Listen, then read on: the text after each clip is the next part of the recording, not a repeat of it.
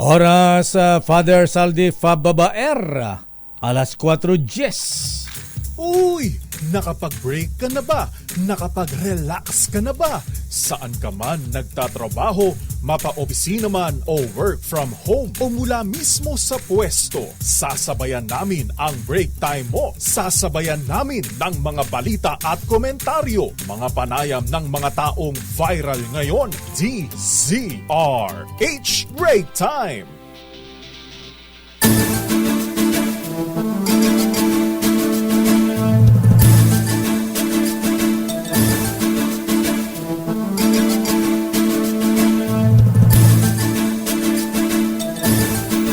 Magandang hapon Pilipinas.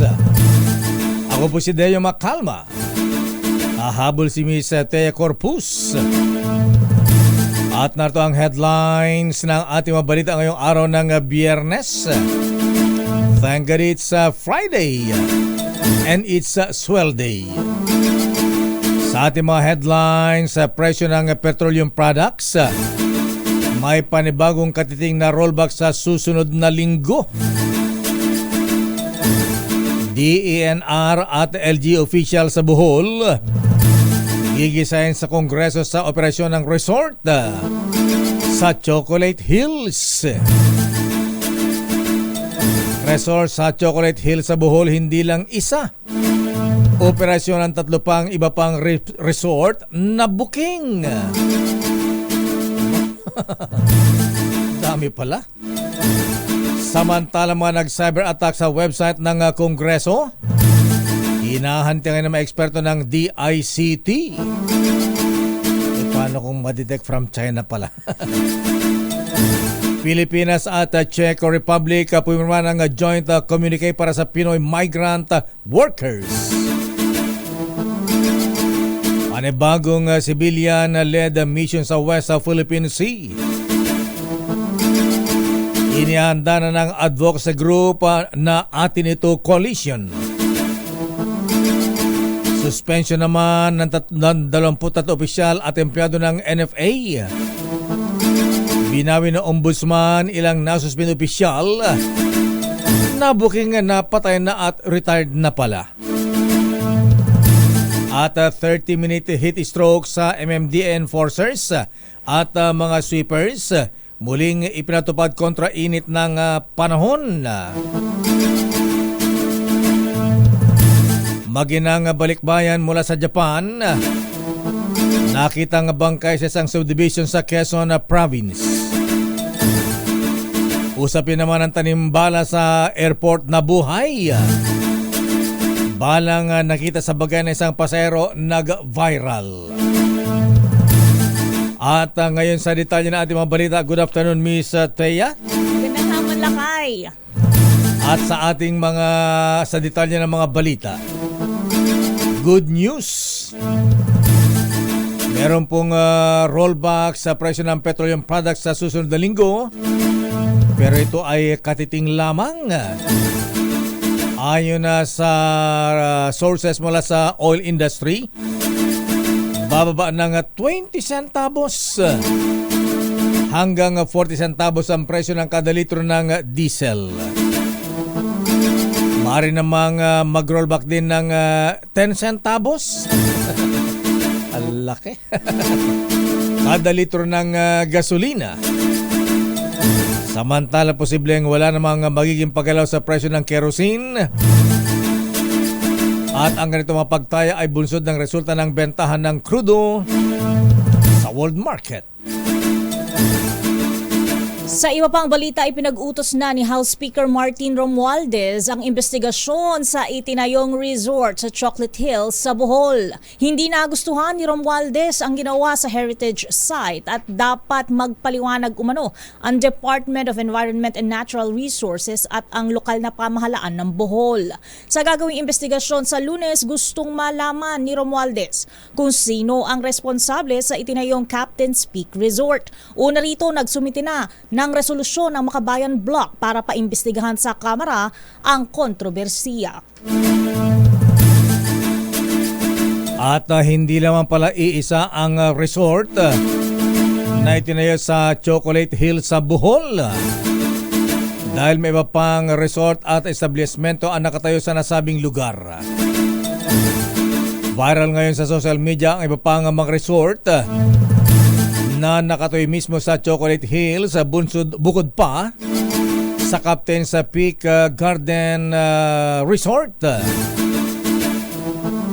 Kabilang dito ang Sagbayan Peak, Labatiang at Bud Agta Resort. Kaya panawagan naman netizens, dapat lahat ng resort ay maitigil na ang kanilang operasyon. Una nang sinabi ni Felito Pon, Executive Secretary sa Bayan ng Sagbayan, Bohol, na hindi lang isang resort ang kanilang iniimbestigahan sa pagtatayo ng resort sa protected areas. Narito ang pahayag ni Ginoong Felito Pon. Meron pa kasing isa, sir, yung mas older pa sa Captain's Peak. Yung ang tinatawag nating Sagbayan Peak.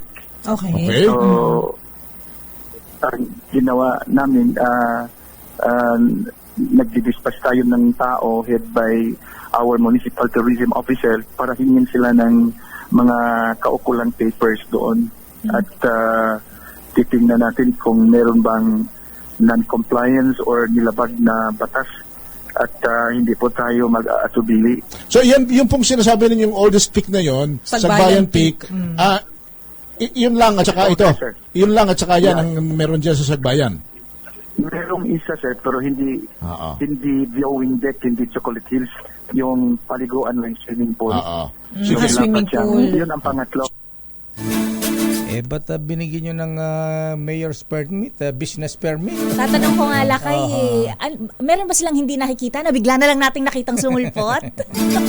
Kaugnay nga ng balitang yan, marami pang ibang resorts at establishmento ang nag-ooperate kahit wala pang Environmental Compliance Certificate o ECC permit. Ito ang ipinahayag ni Department of Environment and Natural Resources Secretary Tony Yulo Loizaga sa DZRH kaugnay ng viral na resort sa Chocolate Hills na Captain's Peak Garden and Resort na wala rin ng naturang permit. Ibinahagi ni Loizaga na hindi totoong nag-iisa ang Captain's Peak dahil marami ring iba pang establishmento sa bansa, lalo na sa Siargao ang kapareho ang issue. Dagdag ni Loizaga, natuklasan nila na sa 1,100 pasilidad na nag-ooperate ay nasa halos 900 sa mga ito ay walang ECC permit. Narito ang pahayag ni Secretary Loizaga. Meron kaming isang project sa Siargao na parang ECC on wheels. Parang bus po yan. Kasi po, ang na-discover po namin sa Siargao, sa mga 1,100 so 1,100 higit na mga establishments, ang walang ECC ay halos 900. Samantala, pinag-aaralan ng DENR kung bibigyan pa ng Environmental Compliance Certificate o ECC o kaya ay tuluyan ng ipasara ang tinayong resort sa Chocolate Hills sa Bohol. Sa panayam ng DZRH kay DNR Secretary Tony Yulo Loizaga, itinayo ang Captain's Peak Garden and Resort at pinayagan ng LG ng Sagbayan kahit wala pang ECC. Narito si Secretary Loizaga.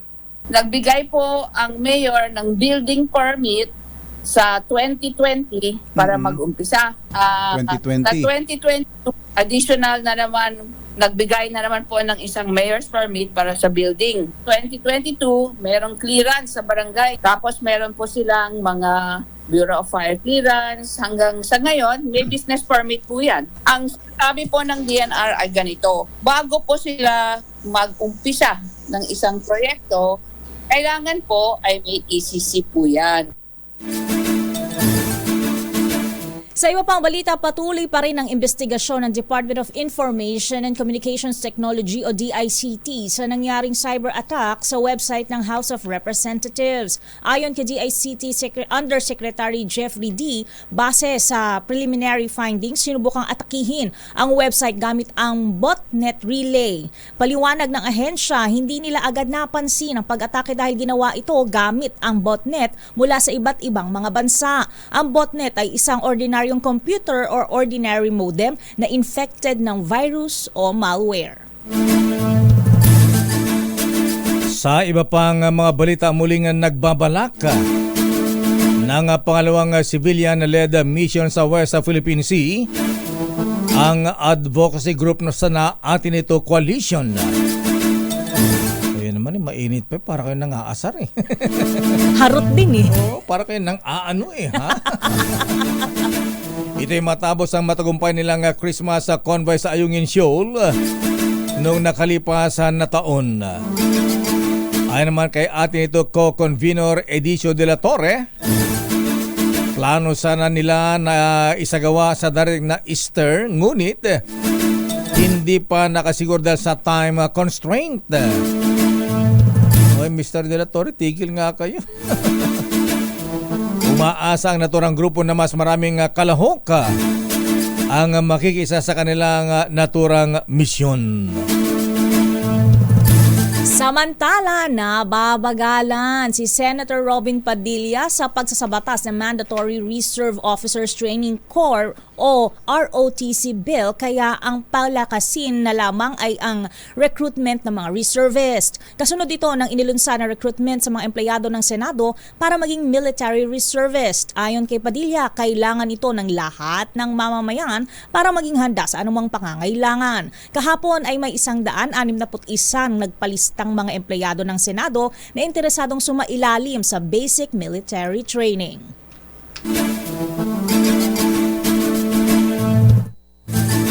Babalikan natin ilang pang detalye na ating mga balita. Maginang balikbayan mula sa bansang Japan. Pinatay at nakita ang kanilang bangkay sa isang subdivision sa Quezon Province. Usapin ng tanimbala sa NAIA muling nabuhay. Balang nakita sa bagay na isang pasahero nag-viral. Samantala, isang lalaki inambus ng riding in tandem sa Pasay City. Pero buti na lamang at nakaligtas. Ang detalye ng mabalitang yan sa ating pagbabalik sa ating palatuntunang Break Time. RH Break Time. Oras sa Mr. Cesar Lee, Mr. Michael is my guy. Alas 4:23. Oras sa Dr. Alan Racho, Dr. Evelyn Laureta. Alas 4:31. Google mo bakit yung Ed button, yung sinasabing... Awame lakay. Hindi lumalabas? Mukhang ano tawag dito? Sikretong malupit. Ganun ba? Galing mag Mukhang kapitan ng barko ito, kaya ang tawag Captain... Peak. Captain Peak Resort. Ang mga nasa goggles lakay. Ano? Ed Bolton. Bolton. Hindi. Pag-button, B-O-T-O-N yan, di ba kadalasan? Awan. At sa detalye pa rin natin mabalita ang mga reports. Standby Milky, standby Raymond. Unahin nga natin report mula sa Malacanang. Pero good afternoon akong Angelo Palmones. Abay, may viral na ng mga nag-counterflow sa Skyway. Ay, naku, lakay. Riding in tandem, dalawa sila, lang yan naman, ha? Ang daming buwang, paring Vic Lima, ha? Lang kadala-dala, lakay. Oo, alang yan, ha? Abay, tapos counterflow, kasalubong yung mga sasakyan, Tapos kinakawayan pa, sinesa niya saan pa yung makasalubong na sasakyan na... Wow, sila pa mag-adjust. Tabi, Slow down. Gusto mo yun, lakay? Iba na pala. Na-inform ka na. Daming buang Ay, nako. Oras dyan, Audi Japan, naganap alas 4:32. Sa detalye pa rin natin mga balita. Pangulong Ferdinand Bongbong Marcos Jr. nakausap ang 4 na pinakamatas na opisyal ng Czech Republic sa 3 araw na state visit. Arrest number 14, Let Narciso, please come in. Miss Let. Naging mabunga at makabuluhan umano ang pagbisita ni Pangulong Ferdinand Marcos Jr. sa Czech Republic na layong palakasin ang bilateral cooperation at multilateral partnership sa pagitan ng Pilipinas at Czech Republic. Ayon sa Presidential Communications Office, nakausap ng Pangulo ang top 4 Czech officials na sina President Peter Pavel, Prime Minister Peter Fiala, Senate President Milos Vystrcel at Speaker of the Chamber of Deputies Marketa Perakova Adamowa. Sabi ng PCO, naging malawak ang mga paksang kanilang tinalakay, kabilang ang posisyon ng gobyerno sa issue ng West Philippine Sea. Nagpasalamat si Pangulong Marcos kay Pavel sa suporta ng Czech Republic bilang like-minded nation sa pagpapairal ng kapayapaan, katatagan at rules-based international order. Nangako rin ang Czech government na palalawakin ng iba't ibang oportunidad sa kalakalan at pamumuhunan, agrikultura, renewable energy, edukasyon, turismo, depensa, space, aerospace at iba pa. Kasama ng Pangulo sina Senate President Mig Zubiri at Speaker Martin Romualdez sa kanilang meetings sa matataas na opisyal ng Czech Republic. Bago bumalik sa Pilipinas, magsasalita si PBBM sa Philippine-Czech Republic Business Forum sa Prague at magsasagawa ng bilateral meeting sa mga kumpanya. Kukumustahin dahil ang Filipino community sa Prague. Para sa kauna-unahan sa Pilipinas, yes, Lakay? Kung sa investment, magkano nakuha ng Paulo Marcos? Lakay? Maray bang pledge sa investment, Miss Let? Wala pa yung sa Czech Republic, Lakay. Kasi mukhang ngayon pa lamang yung business forum sa Prague. Mukhang pinag-usapan ni, bibili ba tayo ng armas doon? Wow, may budget tayo, Lakay. Malamang kasama sa Lakay, dun sa patuloy na AFP modernization. Yun yung nababanggit. So, malalaman natin siguro kung anong mga kagamitan ng AFP ang bibilhin sa Czech Republic. Ano ba mga bukod dun sa mga baril? Matitibay yung Lakay yung mga gawa nila. Yung baril ni Resibayan, na CC yan. Sa ganyan. Gawa sa Czech Republic. Ewan ko lang kung meron silang kanyon, tangke. Daging palpaltog, mabalin. Helicopter. May ganyan din sila. Yun ang di natin alam. Okay. Alam ko marami sa kanila castle. Yan. Oo nga di ba? Parang masapasyalan. Yan ang pinupuntahan doon na kaya tourist destination ang Prague, Czech Republic. Maraming salamat, Miss Les. So, kailan ang uwi ng Pangulo? Pauwi na siya ngayon, Lakay. Pauwi na ba? Ano pa lang kasi ngayon advance kasi tayo. So, bukas pa yung dating nila dito. Parang umaga pa lang ba doon? Ang alis kasi nila doon, Lakay, ay alas 8 parang alas 8. Alas 2 ng madaling araw dito So, bukas pa ng hapon yung dating nila. Okay. So, dating dito, mga Sabado na, Lakay. Sabado night, o Linggo. Alas 4 ng hapon ng Sabado, Lakay. Okay. Maraming salamat, Miss Let. Balik sa inyo, Lakay at Miss Thea. Samantala, mga opisyal ng gobyerno na nagpabaya sa kaso ng Captain's Peak Resort sa Chocolate Hills dapat panagutin. I-detalye mo RH28 Raymond Dadpaas. Raymond. Mayor, hindi pwedeng walang managot sa nangyaring pagtatayo ng Captain's Peak Resort sa Sagbayan, Bohol na sakop ng Chocolate Hills. Ito ang paniniwala ni Senator Nancy Binay na siyang chairperson ng Senate Committee on Tourism. Ayon kay Binay, hindi sagot ang temporary closure ng resort sa tindi ng damage na idinulot nito sa kapaligiran. Para sa senador, malinaw na maraming paglabag, ngunit lahat ay nagtuturuan at wala nang gustong umako ng responsibilidad dahil 2018 pa nagsimula ng application ng Captain's Peak, ngunit nakapagtataka na nailusot ang mga permits at pinayagan ng construction nito. Nakapagtataka din na nito lamang March 13 ang inabisuan ng DNR ang resort na sumailalim sa voluntary closure batay sa pag-amin ng Sagbayan Local Government Unit. Para sa Raymond, sa Pilipinas, Mayor. Anong balak niya na Senator Nancy Binay? Ipapatawag yung mga taga-DNR sa Bohol, LGU, Mayor, Governor o sila ang pupunta doon? Mayroon ng resolution, Mayor, na inihain si Senator Binay at kapag ito ay na-refer na sa komite anumang araw ay maaring ipatawag na itong mga taga mukhang dapat daw unang magpaliwanag dyan ay yung taga DNR at saka yung mga LGU. Kung paano nangyari na naitayo yung resort, saka lang sila umaksyon noong napag-uusapan na ito sa social media at hindi naman pwedeng itago yun dahil kitang-kita naman ng lahat ng mga nagtutungo sa lugar, Mayor.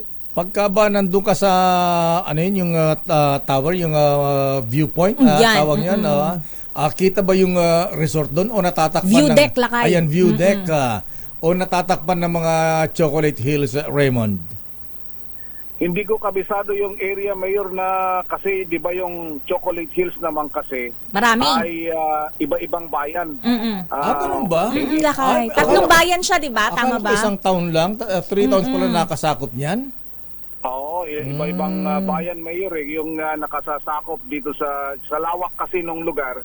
Kaya hindi ito isang bayan lang at personally, kasi nga na minsan din tayo, o siguro mga twice na rin ako nakapagpunta dyan, pero wala pa yung mga pinag-uusapang mga resort na yan. Puro talagang pag tumungtong kayong binabanggit mo na, yung bago maglindol, di ba nalindol ang Bohol, nandun kami dati, wala pa namang pinag-uusapang mga resort dyan. Ayaw natin at bakit nga sa panahon na ito nakalusot na at yan ang naging problema na ngayon dyan sa lugar na yan. Ayan. At sino si Ed Boton? Ayan. Dudududun. Lakas naman niya. Yung pala may-ari. Kanino siya close? Kanino siya close, Lakay? Wala. Awan? Makikilala yan pag Mayor, pag may investigation ang mangyari. Dahil ngayon sabi nga nagtuturuan na, wala nang gustong umamin. Hindi ko siya magagos Sino-sino. Hindi ko siya ma-search. Na-divert ngayon sa Bohol yung issue kay Pastor Kibuloy. Oo nga. Napunta ng Visayas ang issue, Lakay, from Davao. Oo, pero yun na nga. At, pero kanina nag-submit na si Pastor ng sagot. Pero wala, yung statement ni Senador Risa, meron palang inilabas na bago-bago ngayon. Hindi tinatanggap yung katwiran dahil kasama pala doon sa talagang may mga maneuvering na nangyayari.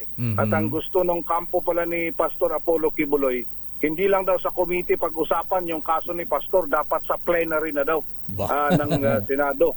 Kaya ayun, sabi ni Senador Risa, hihingin na yung warrant. Ito dapat ituloy na yung warrant mula kay Senate President Zubiri dahil wala namang bago itong mga argumento ng kampo ni Pastor Kibuloy at yung iba nga ang tawag niya ay outrageous na wala sa rules yung talakayan sa plenary ang anumang pagdinig ng isang committee, Mayor at Ms. Reyes.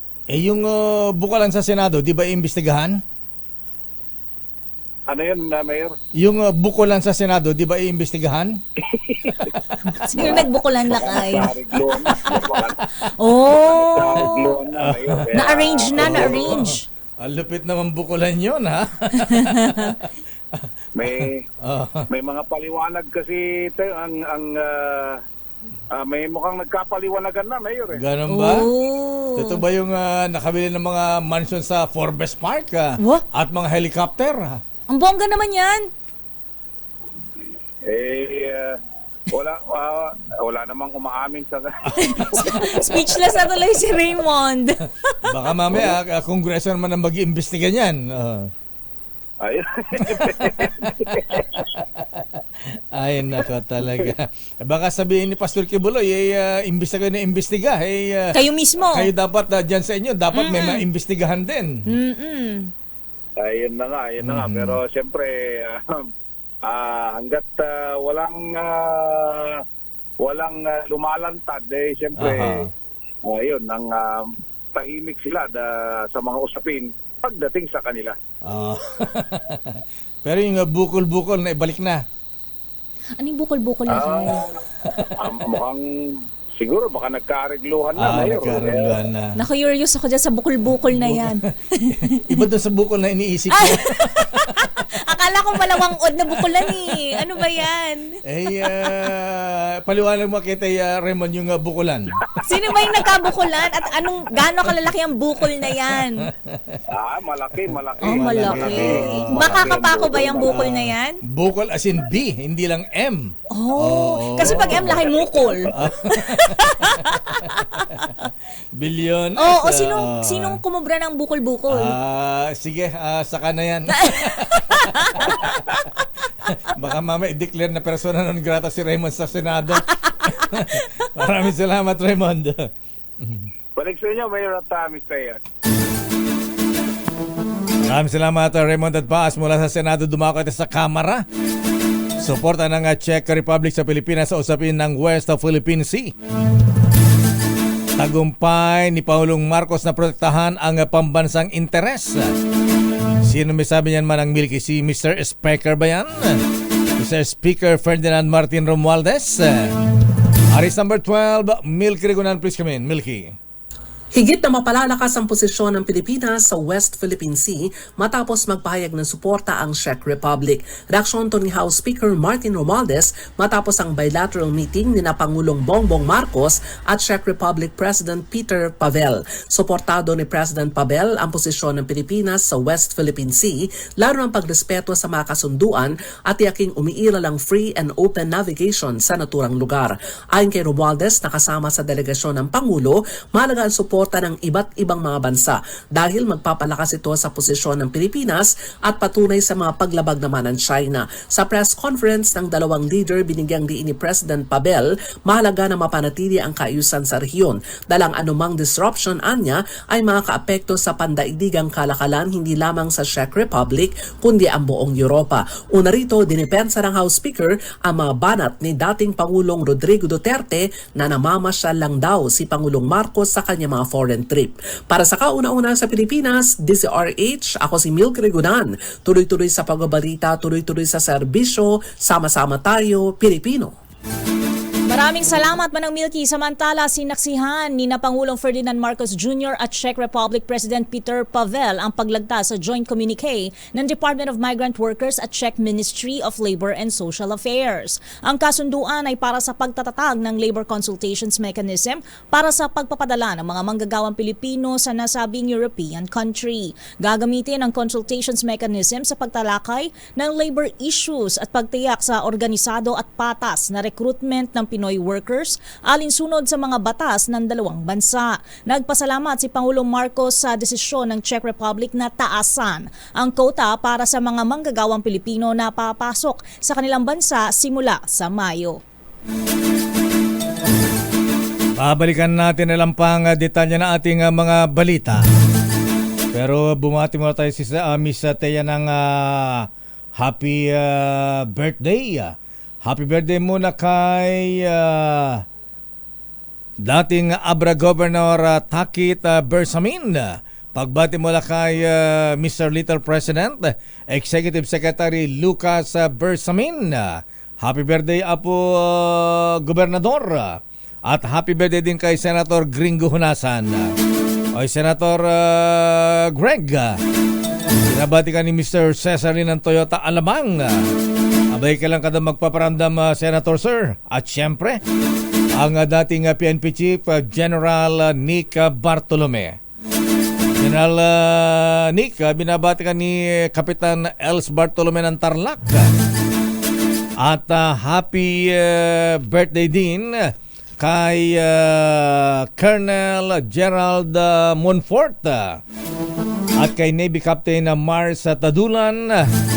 Pagbati mula kay Colonel Joseph Dator at happy birthday din kay Colonel Rodrigo Marinas, PMA Class 97 at Tita Corazon Madrid, Colonel Gerald Monfort at ganoon din si Ben Tulfo, birthday pala ngayon.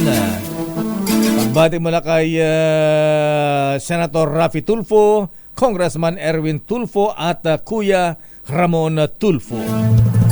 Happy birthday din kay Kuya Paulino Palak ng Ramon Isabela at Kuyang Terdy Agatep. At ipabot na rin natin ating pakiramay, Miss Thea, ha? Ayan, ipinapaabot po natin ang pakiramay at panawagan na rin sa mga kaibigan at kamag-anakan ni Dean Amado Valdez na ang kanyang buting may bahay. Ayan, avid listener natin ito, Miss Thea, ha? Makikiramay po. Si Ma'am Nelly Valdez. Ang labi po ni Ma'am Nelly Valdez ay nakaburol ngayon sa Heritage Park dyan sa Taguig City. At ngayon po ang big night, ha? Ngayon po ang huling gabi ng burol ng labi ni Ma'am Nelly Valdez. Ma'am Nelly, may you rest in peace. At ganoon din, pinabot din natin pakiramay. Ba't wala dito yung aking music? Ayan. Pinabot din natin ang pakiramay sa pagyao din ng butihing may bahay ni dating DILG Secretary Rafael Alunan. At ganun din, pakiramay din, panawagan na din. Asan na yun, kuyang yung ano, ha? Di ko makita yung panawagan mo, ha? Ayan, ipinapaalam din po mabigan sa mga kaibigan na kamag-anakan ni Ginoong Romulo Vica Morales ng Quezon Nueva Ecija ay sinundo na po ni Lord. Siya po ay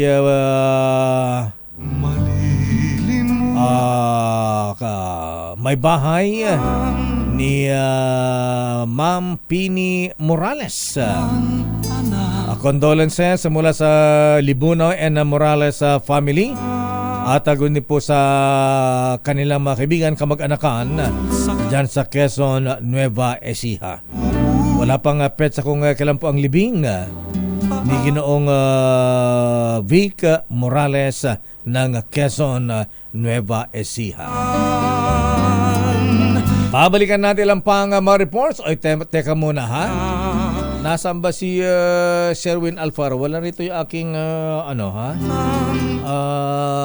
kodigo kay Sherwin. Saan ba may bigyan ng limpak-limpak na pera si Sherwin? Nawala rito Lakay Ray. Ha? Ayan, gusto bang magkaroon ng pera, ha? Ayan, abangan po kung nasaan, Miss Aliyah, nasaan yung asan ba si Sherwin? Ayan, kulang-kulang naman kayo. Alam ko lang, itatawag lang. Ayan, oo. Tatawag lang sila sa ating lang linya. Abangan po ang tanong sa ating malakas DJ Ray sa promo, ha? Mula kay Sherwin Alfaro. Ang gawin niyo po lamang ay tumawag sa telephone number 02-8832-6166 para manalo ng instant 500 pesos. Ayan. Siyempre, ang tanong dyan, ha? Kailan pa bang i-memorize to, ha? Pabilisan lang po ang pagdial, ha? At sagutin lamang ang tama ang itatanong ko sa inyo, ha? Ang tanong po ay alam nyo na. Ayan. Paunahan lang sa pagtawag. Pagdial. Anong istasyon ng radyo sa Pilipinas ang nagdiriwang ng ika-85 taon ngayon? At ito ay kauna-unahan at nanatiling number 1 dahil una sa Pilipinas, una sa Pilipino. Tawag na sa telephone number 02-883-261-66.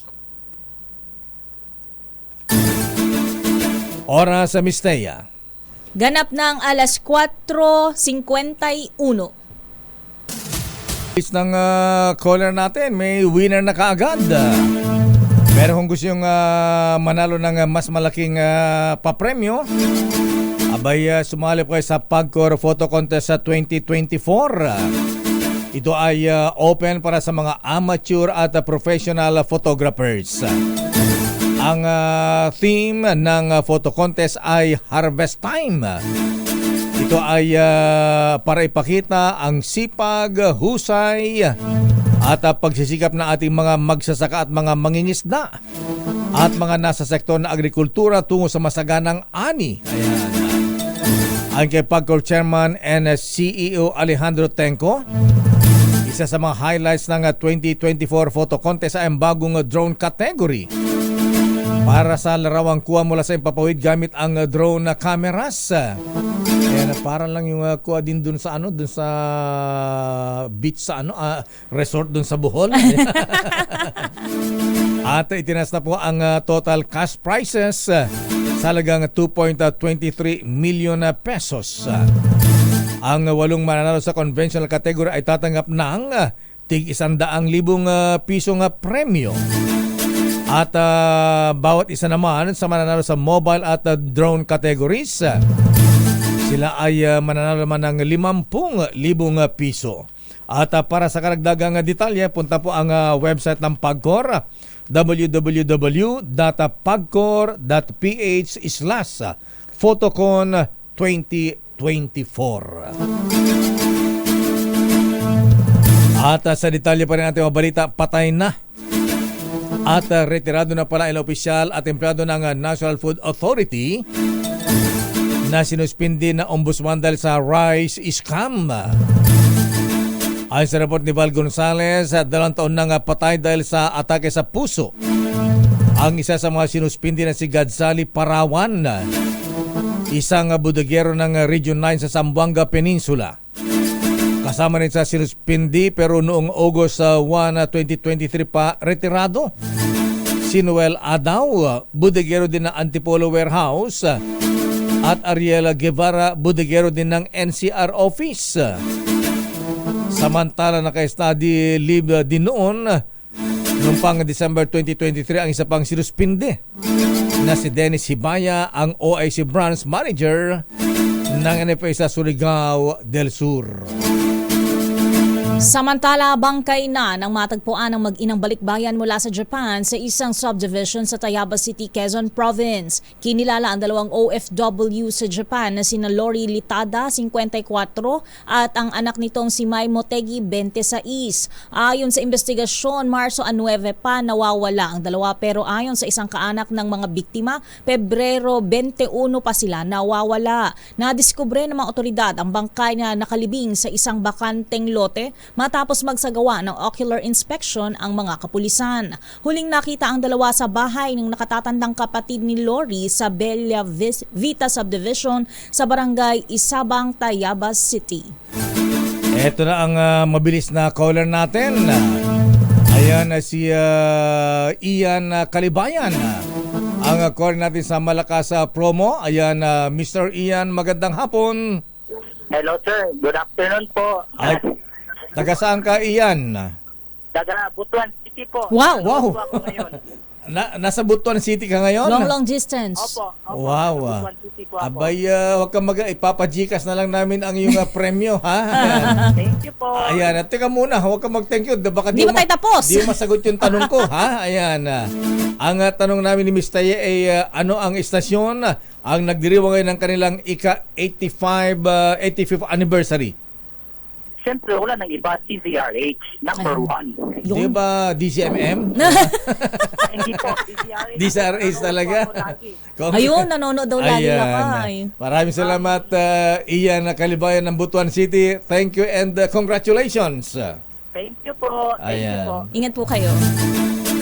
Iyan na Kalibayan, taga Butuan City, ang bilis niya, ha? Ayan. At para po sa nais magkapera din, 500, abay, tatawag lang dito sa atin. Abangan po yung aming segment dito. Samantala, congratulations muna kay sa mga officers ng Palanyag Lads. Abay, incoming Worshipful Master Christopher Chua. Mga brethren, nag-iimbita ang Paranaque Masonic Lads sa Grand Lads ang kanilang installation bukas. At ganoon din ang mga incoming officers ng Commonwealth Masonic Lads dyan sa Quezon City. At congratulations sa mga incoming officers ng Manawag Masonic Lads number 487 sa Tayug, Pangasinan.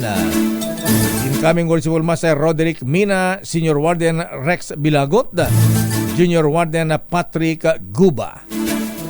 At itinalaga na ni Pangulong Marcos si dating dating Court of Appeals Associate Justice Elihu Ibanez bilang Commissioner ng Presidential Commission on Good Government, PCGG.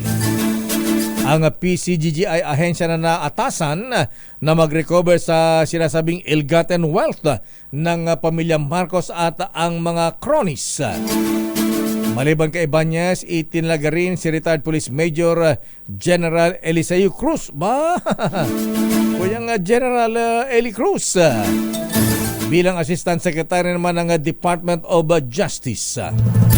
Habang itinalaga naman si Rosalio Aragon Jr. sa NCR Tripartite Wages and Productivity Board bilang miyembro na nagrepresenta sa workers sector.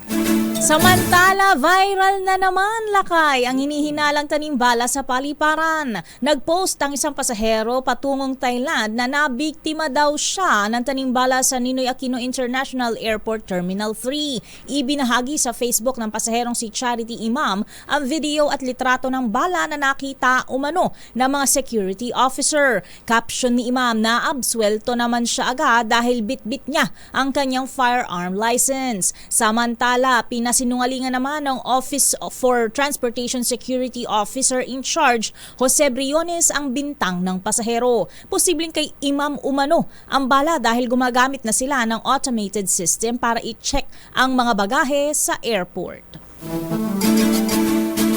Nabuhay naman yung tanimbala. Di ba natin sure? Lakay kasi di pa. sabi, baka sa kanya daw talaga eh. Kasi may dalang barel. May license naman. Permit to carry. Pero sugatan at nabuhay isang lalaki matapos sa ambusin ng riding in tandem sa tapat ng isang kondominium sa Pasay City. Kuha sa CCTV at ipinaparada ng biktima ang kanyang sasakyan. Nang lapitan ito ng mga suspect at pinaputukan ng baril. Nagtamo ng mga tama ng bala sa ibang bahagi ng katawan. Ang biktima na hindi binanggit ang pangalan, bagamat ito ay napagalamang isang private driver. Pero sa kabila po ng kanyang mga tama ng bala sa katawan, siya ay nakaligtas at nagpapagaling ngayon sa isang ospital. At bago ang showbiz, congratulations din sa mga officers ng Molino Masonic Lodge number 352. Ay mga brethren, sila ay nag-imbita sa kanilang public installation na bukas. Worshipful Master GJ Cruz, Senior Warden Joseph Christian Mariano at Junior Warden Alan Cabaon. Ang guest of honor, Most Worshipful June Espino. Showbiz, Miss Thea. Sino nga naman ang mag-aakala lakay dahil ang It's Showtime mapapanood na umano sa GMA. Idetalye mo ang balita, Showbiz Princess Aliyah Ikatlod IV. Lakay at Miss Thea, matapos matsugi sa ere ang tahanang pinakamasaya, mga pelikulang Pinoy muna ang pinapalabas sa noon time slot ng GMA. Pero napapabalitang lilipat na ang It's Showtime sa main channel ng GMA. Ipinapalabas kasi ito sa GTV simula noong July 2023 matapos tanggihan ang alok ng TV5 na i-delay ang telecast nila upang bigyang daan ang Itbulaga ng TVJ. Ayon sa sources, isinasapinala ng ABS-CBN at GMA ang mga kailangang asikasuhin bago nila i-anunsyo ang inaabangang balita. Ngayon, kung tuloy na ang paglilipat ng It's Showtime, ay silang dalawa na lang ng Itbulaga ang magtatapat sa noontime show. Wala pang confirmation mula sa management ng Showtime ang kumakalat na balita, pero itong mga nakaraang araw ay may binabanggit revised ganda sa kanilang programa na Best Days are coming raw. Ito na kaya ang tinutukoy niyang Best Days? Abangan natin. Para sa Break Time Showbiz, ito si Aliyah Ikatlo. Tuloy-tuloy sa pagbabalita, tuloy-tuloy sa serbisyo. Sama-sama tayo, Pilipino. The road is long. Maraming salamat, Miss Aliyah Ikatlod IV. Uy, may batang nanonood sa atin, Miss Thea. Wow! Si Sky. Sky Rafael Severino. Ilan taon na Hi, lakay? Siguro mga 6 or 7 years old ito, ha? Ayan. Hello! Hi, Sky. Ano bang tawag kay Rafi Sky? Ayan. Ayan, mula kay Daddy Dudes at Lolo Cesar at Celine Lee Severino. Hi, Sky. Ayan, gusto rin maging announcer paglaki. Ha? Nuts. At binabati natin na happy birthday. Pakibati daw ang mga taga San Leonardo Masonic Class number 386 sa San Leonardo Nevesia sa kanilang installation na bukas. Incoming Worshipful Master Eric Claudio ba? Andiyan ba si guest speaker ba si Right Worshipful Ariel Kayanan? Kuyang Dado, ha? At siyempre binabati rin natin si ating Rina Japana at si Inang Eling. At maraming salamat Mr. Michael is my guy. Ang palitan ng $1 Magkano? nagsara sa 55 pesos and 53 centavos, Miss Thea. Lumalakas tayo, lakay. Oo, tumatatag ang piso. Tumatatag na. At oy, teka muna ha, advance happy birthday kay dating PNP Chief General Nick Bartolome. Abay, sabi ni Kapitan Els Bartolome ay magpapainom na ito ng Emperor Double Light. Thank God it's Friday naman daw, lakay. At may kasamang pinapaitan Yun. yan. Ay, sarap naman yan. Happy birthday, Apo General Nick Bartolome.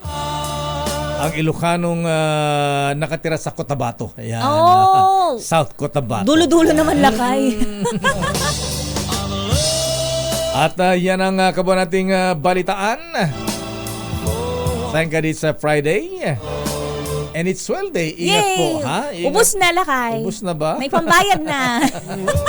Nakubra na. Naibayad na sa utang. One. Ayan. Susunod na. Mga balansyadong balita, Chairman of the Board Henry Uri at Miss Kay Karen Oyong. Bye-bye. Stay safe.